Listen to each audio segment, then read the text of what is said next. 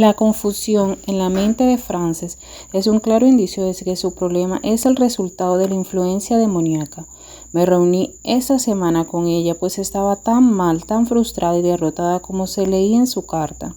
Quería servir a Dios con todo su corazón y tenía tanto el acceso al poder y a la autoridad para resistir a Satanás como tú o yo.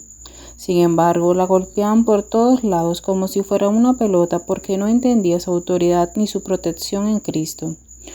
Una vez que Frances empezó a darse cuenta de que no estaba indefensa ni impotente en la batalla y que podía elegir opciones para cambiar su estado, se desprendieron las cadenas y caminó libre. Su libertad no solo cambió de manera espectacular su vida, sino que también influyó para bien en muchas otras personas a su alrededor. Metámonos bajo la protección de Dios. ¿Has experimentado la realidad de la declaración de Frances? He tenido más problemas en mi vida desde mi conversión a Cristo que nunca antes. Cuando te convertiste en hijo de Dios, te ganaste un enemigo que no tenías antes. En tu época antes de Cristo, el Dios de ese mundo no se molestaba contigo porque ya eras parte de su reino. Su meta era mantenerte ahí, ignorante y ciego a lo que Dios proveyó para tu salvación. 2 Corintios 4 del 3 al 4. Cuando empezaste a vivir en Cristo, Satanás no enrolló su cola ni guardó sus colmillos. Al contrario, ahora va a comenzar una guerra contra ti a fin de arruinarte la vida.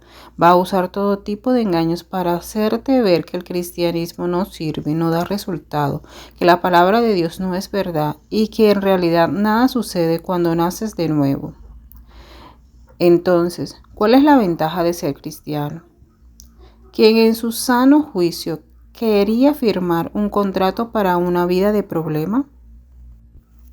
Quizá te preguntes, en realidad no tiene que ser una vida de problemas, no tienes que ser como una indefensa pelota a merced de Satanás y sus demonios. Dios ya proveyó la protección que necesitas para desviar todos y cada uno de los ataques del campo espiritual. Solo necesitas conocer lo que proveyó Dios y aplicarlo a tu propia experiencia. Algunos cristianos son un poco paranoicos respecto a los poderes del mal, sospechando que los demonios acechan a la vuelta de cada esquina a la espera de poseerlos. Ese es un miedo sin fundamentos. Nuestra relación con los poderes demoníacos del ámbito espiritual es muy parecida a nuestra relación con los gérmenes del ámbito físico. Sabemos que los gérmenes nos rodean por todos lados, en el aire, el agua, la comida, otras personas, hasta se encuentran en nosotros. Sin embargo, vives en constante temor de contraer alguna enfermedad. No, a menos que sea hipocondriaco, sabes lo suficiente acerca del bienestar por comer alimentos adecuados y descansar confortablemente en un ambiente acogedor y limpio. Si por alguna razón te resfrías o te da sarampión, solo lidias con eso, vas al médico, tomas tus medicinas y sigues con tu vida. Lo mismo pasa en el ámbito espiritual. Los demonios son como gérmenes invisibles que andan buscando a quien infestar. Las escrituras nunca nos dicen que les tengamos miedo. Tú solo tienes que ser consciente de su realidad y dedicarte a llevar una vida recta aún a su pesar. Si llegas a caer bajo su ataque, levántate y sigue adelante con tu vida. Recuerda, la única cosa grande de un demonio es su boca. Los demonios son mentirosos crónicos. En Jesucristo, la verdad está equipado con toda la autoridad y protección necesaria para esquivar y destruir cualquier cosa que te arrojen. La carta magna de la protección del cristiano es Efesios 6 del 10 al 18. Lo primero que debes entender de este pasaje sobre recibir la protección de Dios es que nuestro papel no es pasivo. Dios nos pide que seamos participantes activos de la defensa espiritual que Él proveyó para nosotros. Fíjate cuando a menudo Dios nos manda a desempeñar un papel activo. Por lo demás, hermanos míos, fortaleceos en el Señor y en el poder de su fuerza, vestidos de toda la armadura de Dios para que podáis estar firmes contra las acechanzas del diablo, porque no tenemos lucha contra sangre y carne, sino contra principados, contra potestades, contra los gobernadores de las tinieblas de este siglo, contra huestes espirituales de maldad en las regiones celestes. Por tanto, tomad toda la armadura de Dios para que podáis resistir en el día malo y habiendo acabado todo, estar firmes. Efesios 10 al 13, énfasis añadido.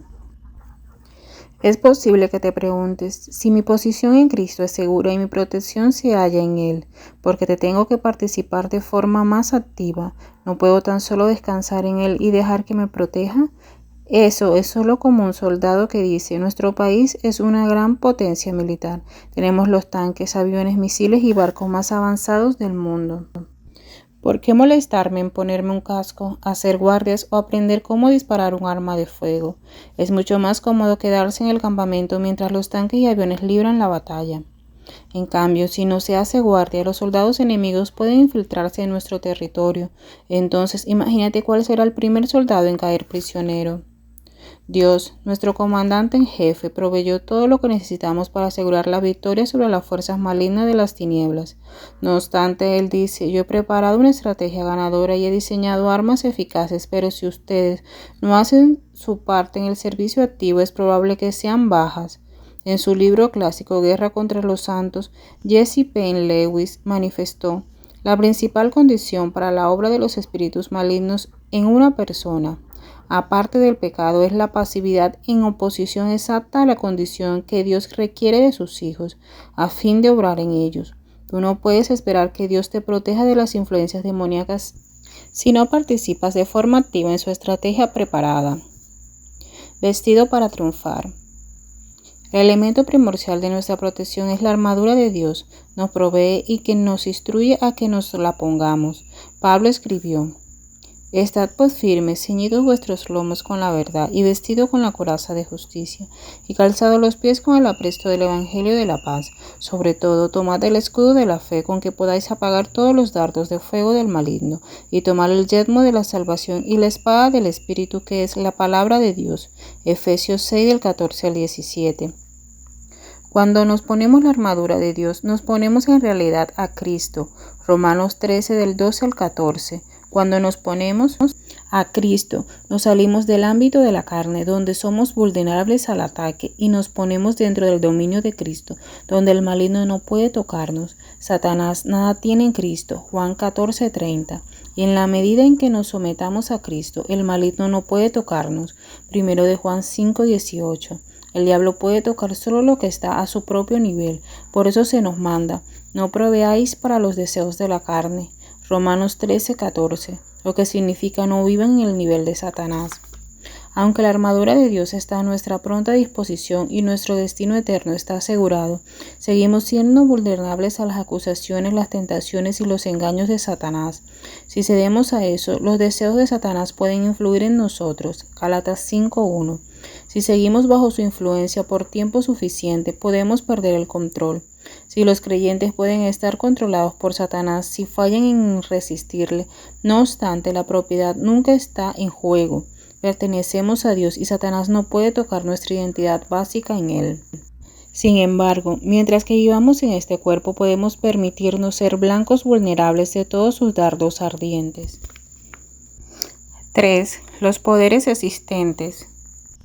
Casi todos los cristianos evangélicos y hasta muchos liberales concuerdan en que Satanás es un ser vivo que es responsable del mal del mundo actual.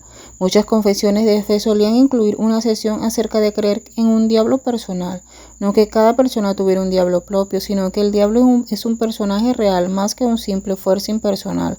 Sin embargo, cuando empiezas a hablar de que los demonios están vivos y activos en el mundo actual, muchos cristianos se alarman. Aguanta ahí. Creo en el diablo, pero no me trago ese tipo de cosas acerca de los demonios. Mi pregunta a esa gente es, ¿cómo crees que Satanás realiza un ministerio mundial de maldad y engaño? Es un ser creado, no es omnipresente, ni omnisciente, ni omnipotente. No puede estar en todas partes al mismo tiempo tentando y engañando a millones de personas. Lo hace por medio de un ejército de emisarios, demonios, espíritus malignos, ángeles caídos, etc., quienes propagan su plan de rebelión por todo el mundo. El descreimiento de la actividad demoníaca personal o el miedo desmesurado de los demonios es la prueba más táctica que Satanás ha creado para ponerla en nuestra mente a fin de distorsionar la verdad. En el clásico Cartas a un Diablo Novato, su autor Lewis escribió, hay dos errores iguales y opuestos en las que caen nuestra raza respecto de los diablos. Uno es descreer su existencia, el otro es creer y sentir un interés insaciable por ellos. Ellos mismos se complacen por igual con ambos errores y dan vivas al materialista conducta o al mago con el mismo deleite.